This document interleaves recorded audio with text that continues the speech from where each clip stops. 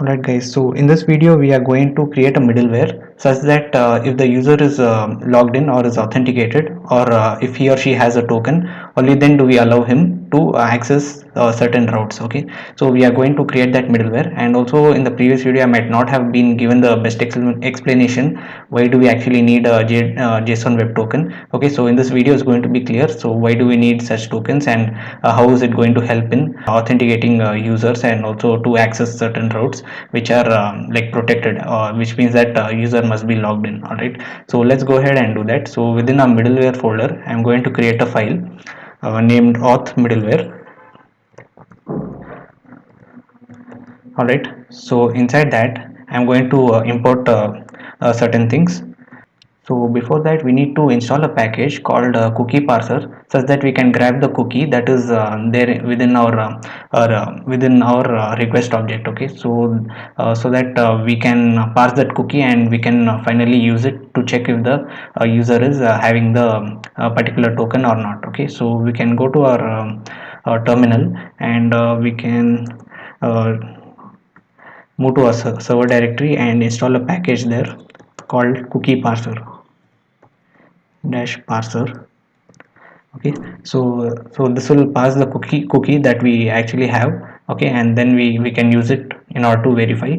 Okay, so that's done, and let's first of all bring in various imports like jwt from JSON web token, and then we need in the async handler. All right, and then we need the user model itself, so import user. All right, so that's done, and now let's create a function, okay, which will be exporting it. Also let's call it protect. Okay, so in order to protect various routes if the user is not logged in, so protect, and set this to an we are writing this inside the async handler, and within that we are going to create a function which is asynchronous async. Okay, and this time it takes in three parameters. Okay, that is request, response, and the next. Okay, so I'll tell you what exactly this next parameter actually does. All right, so now let's actually initialize a token so that we can create a global variable. Okay, so that we can access it anywhere as well. And we are going to, okay, not generate token, it's just token, and we are going to set the value of it token, and set that equal to rec dot cookies. Okay, so we are able to do this just by installing that package. Okay, dot jwt. Okay, that's the name we actually provided. Okay, for the cookie. So, and now we need to check if the token actually exists. Okay, so if the token doesn't exist, which means that the user is not authorized or authenticated, or he's not even logged in, he or she. So then we want to like throw an error saying that user is not logged in or something like that. So now let's check for that if the token exists. Okay, then we want to open up a try catch block. Okay, so try catch.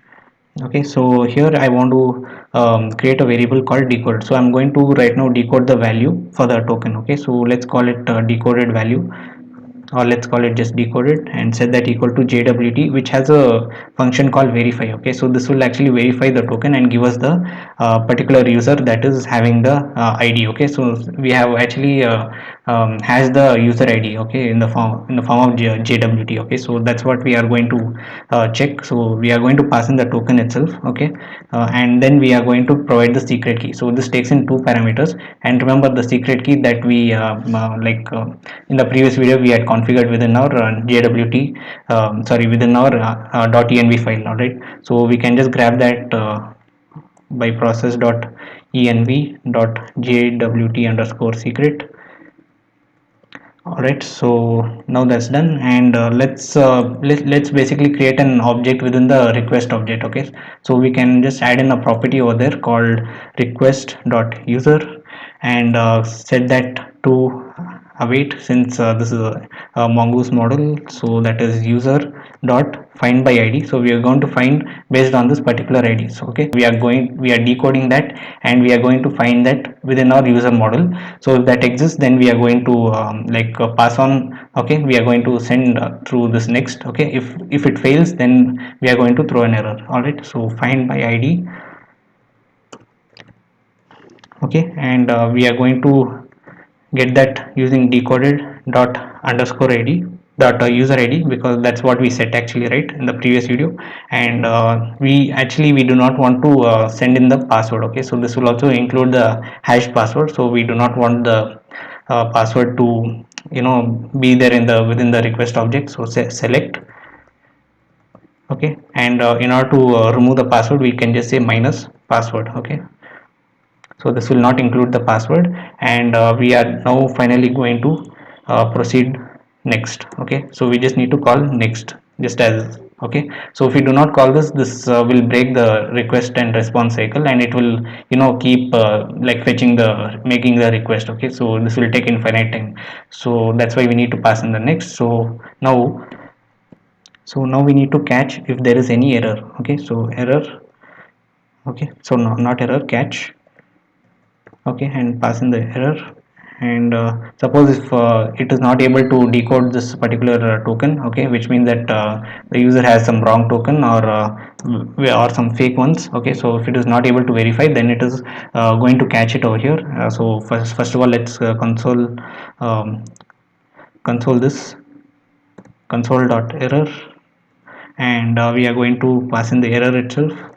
Okay, and then we want to set a status code of 401, which means not authorized. So rest dot status, set that to 401, and we are going to throw new error, and saying that we can just say not authorized, and token failed. Okay, so this means that the token actually exists, but the token, it is not able to decode that. Okay, so token failed. Okay, and if the token doesn't even exist, okay, so we can write that within the else block. Okay, so else we are going to set that to status code of 401 again, which means not authorized, and throw new error.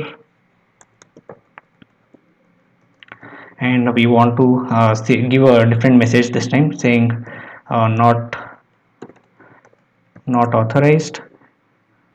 Okay, and no token. Okay, so the token doesn't actually exist. Okay, so we are going to test it for each case. All right, so let's finally go and export this. Okay, so export protect. All right, so that's done. So in order to use this middleware, we need to go to our routes. Okay, go to a specific routes file, and there we need to actually import that. Okay, so import protect. Okay, that's not working. Okay, so that's done. And in order to use this middleware, we just need to prepend just before the name of the function we are going to execute. Okay, so let's make this protected. Okay, later, although it is not we do not need to protect, just for testing, let's do that. Okay, so protect. Okay, so which means that it is going to check if the token actually exists. Okay, only then it will go ahead and run this function. Okay, otherwise it will just stay there itself, and it will just throw an error. Okay, saying that not authorized, or if the token failed, or there is no token. Okay, so now let's test it out. So we have an error here, we just need to add in the .js. Again, I forgot. Okay, so let's test it out. Alright, so now let's go to a postman and make a request to /API/products. Remember, now this is protected, which means that we need to log in. Okay, so right now we are actually logged in. So if we just like for now just log in using John's email ID and password. Okay, there we have it. We also have the cookie over here, and let's go ahead and use that. Okay, so let's send. Okay, so it's saying that cannot read properties of undefined. Okay, so let's check it out. So the reason we are getting this error is we still didn't configure our cookie parser. Okay, so while explaining, I just forgot it. So let's go to our server.js and bring in the cookie parser. Okay, so that's coming from cookie parser, and we can just go right below this and just call it app.use. Okay, so this is also middleware. Okay, so cookie parser, and just call it, and now let's test it out. Okay, so let's send. Okay, so there we go, we have all of the different products just because we are right now logged in. Okay, so let's get rid of this cookie that we have, okay, which means that we are not authorized, so we can just cancel this and close. And now let's make a request to this and let's see. Yeah, there we go, we have not authorized, no token. Okay, so right now we do not have a token. Okay, so that's why we are getting this message. So that is actually coming from where is that, auth middleware. And okay, from here, okay, so not authorized, no token. So this value is basically getting undefined. Okay, so it will go to the else block and it will execute this statement. Okay, so we don't have the token at the moment. Okay, so next let's test it out with a token, with a wrong token. Okay, so let's do that. So let's sign in again. All right, so let's log in and let's get the cookie. So we have got the cookie. Let's go to this cookies tab and let's actually modify it a little. Okay, so I'm just going to remove one letter. Okay, and click on save, and that's done. And now, why is it not closing? Okay, so we have our cookie, which is actually not in the right form, which is a wrong token. So let's have a look. Okay, now now you get this message saying that not authorized, token failed. All right, so we are we got the token, but it is not able to verify. Okay, so this value is not there. So that is why we are getting this error that we created, that is not authorized, no token failed. All right, I hope this is clear. Okay, so you can just go through it once again if it is a little bit confusing for you. So now I want to create another middleware to check if the user that we get from here is an admin or not. Okay, so we can just call this function as admin. Okay, so we can just pass in our request, response, and next. Okay, so for this we don't need an async handler. Okay, so we are just going to check if the request dot user. Okay, so if that exists, and if the request dot user, okay, and we are going to check the property of is admin. Okay, and if this particular value is true, okay, only then it will execute this block. We can just pass on to the next response. Okay, so if he or she is not an admin, so we can set this again to um, not authorized. So rest.status 401, throw new error, and we can give a message of not authorized as an admin. All right, so let's finally test it out. Let's export this. Okay, so now let's go to our product routes and bring that as well. So along with protect, we are going to bring admin, and let's do the same for this. Okay, so if the user is admin, only then he is able to fetch all of the products. Okay, so admin, so that's done. Let's now test it out. All right, so now let's again log in using John's email ID. Okay, so that's done, and now let's try to access this route. Get this message saying that not authorized as an admin. Okay, since John is not an admin. Okay, so if you go to a users also, you can just see we have set the property of is admin to false. Okay, so this whole thing we have already imported in our MongoDB. So that's done, and now let's log in using the admin user. All right, so admin@email.com. So we will be able to pass this. All right, so now let's log in using the admin account. So it is by the name admin@email.com. Okay, so let's send that.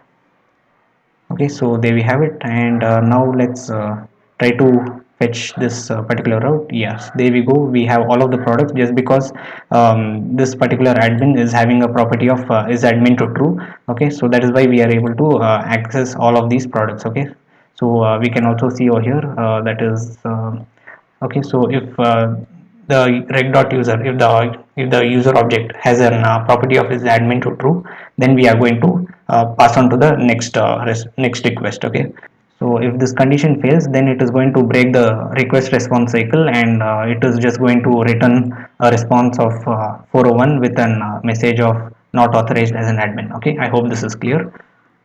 So now let's delete this, so that we actually do not want to restrict any user to access the products. Okay, that is from the home page. So any user, even if is logged in or logged out, we want to access. So we can just test it out once again. We can log in using John.